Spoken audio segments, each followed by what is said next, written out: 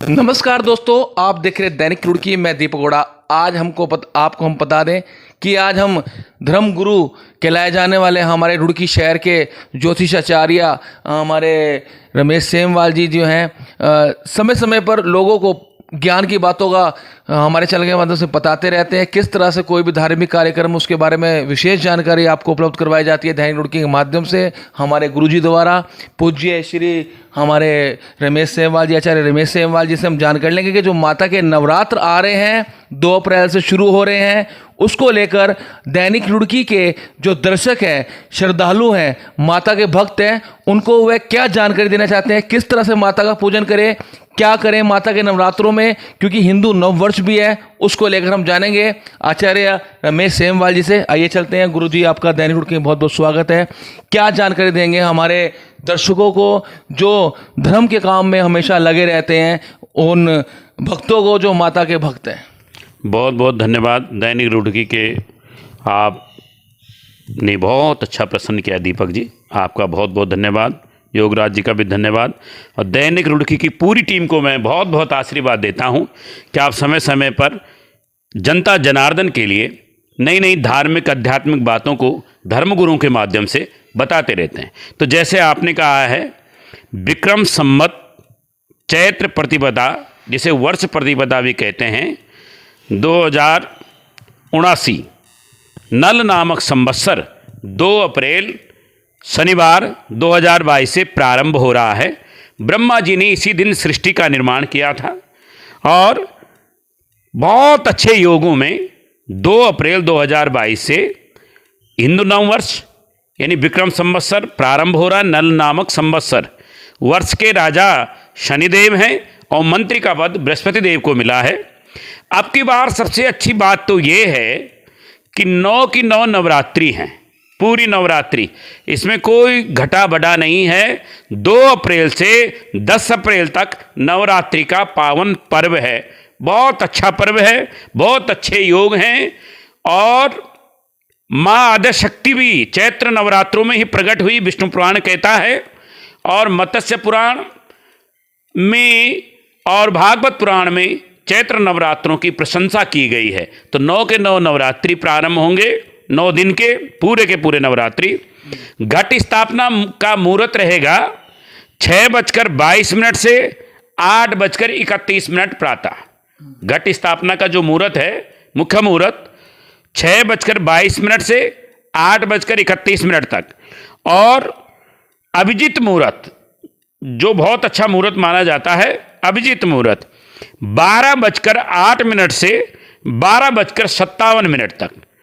अगर गुरुजी, माता जो है, आपने बताया कि मुहूर्त का समय आपने बता दिया। हर वर्ष आप बताते हैं कि जो माता का वाहन होता है, वो माता अभी जो पीछे वर्ष आया था उसमें हाथी पे सवार होकर आई थी, इस बार किस पर सवार होकर आ रही है? आपने बहुत अच्छा प्रश्न किया है। इस बार क्योंकि शनिवार को नवरात्रि प्रारंभ हो रहे हैं, 2 अप्रैल को, इस बार घोड़े पे सवार होकर माता आ रही हैं, घोड़े पे सवार होकर, और महिष पर सवार होकर जाएंगी। विदाई किस पर होगी? महिष पर होगी। और आई किस पर हैं? घोड़े पर सवार होकर आएंगी।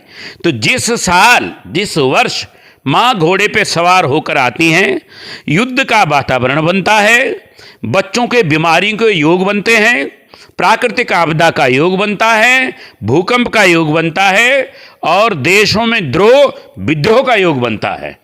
तो संकट बढ़ेंगे और नकारात्मकता बढ़ेगी, क्योंकि माता घोड़े पे सवार होकर के आ रही हैं। तो इन सब चीजों से बचने के लिए भक्त क्या करें, श्रद्धालु क्या करें, उनका भी उपाय जरा बताइए आप। दुर्गा सप्तशती का पाठ करें, रोज दुर्गा सप्तशती का पाठ करना चाहिए, देवी कवच का पाठ करना चाहिए, दुर्गा के मंत्रों का जाप करना चाहिए। और महामारी नाश के लिए तो माता का एक बहुत अच्छा मंत्र है, जयंती मंगला काली भद्रकाली कपालिनी दुर्गा क्षमा शिवा धात्री स्वाहा स्वधा नमस्तुते। इस मंत्र का निरंतर 108 बार जाप करें, बहुत अच्छा रहेगा।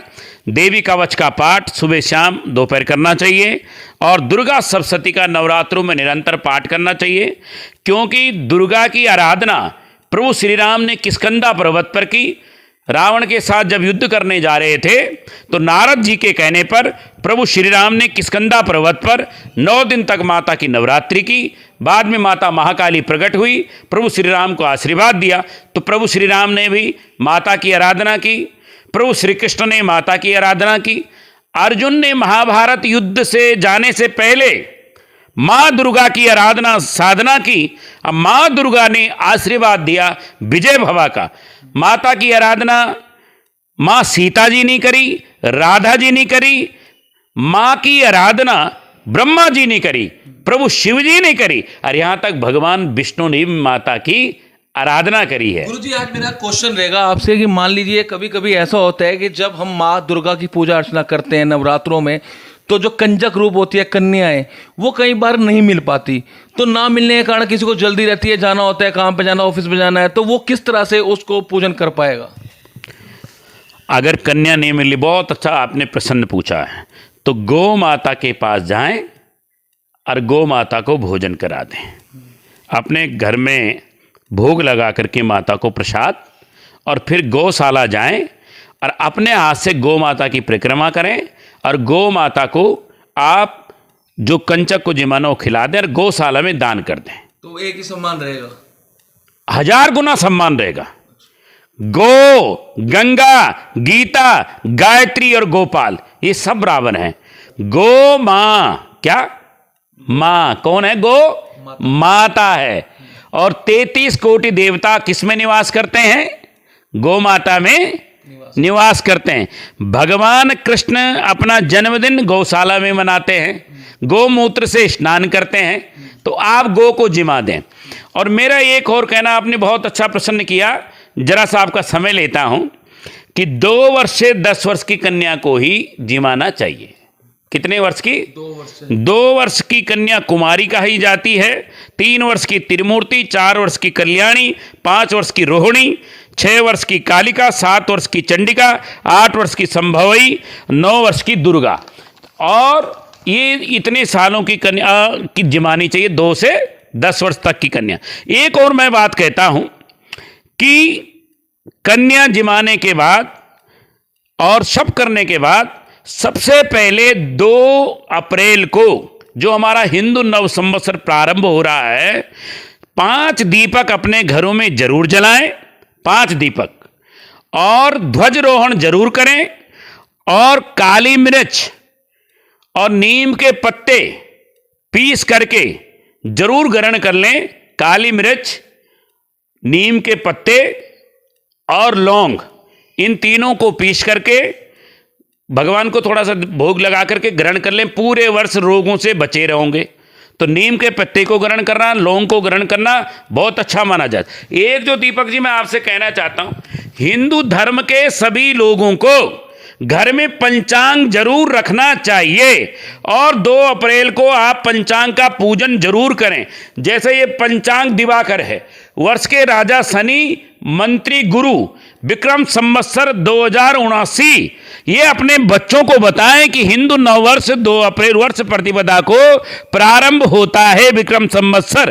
तो हिंदू बच्चों को संस्कार जरूर देने चाहिए। हम हिंदू हैं, हमारा ये अंग्रेजी वर्ष नहीं चलता, तो ये पंचांग जो हमारे ऑफिस में हर जगह रहता है, तो प्रत्येक हिंदू जनमानस को, जैसे इस वर्ष का राजा नल नामक संवत्सर है, वर्ष का राजा शनि है, मंत्री बृहस्पति है, तो ब्राह्मण देवता को बुला करके, आचार्य जी को बुला करके ये पंचांग जरूर सुनना चाहिए और पंचांग पूजन जरूर करना चाहिए।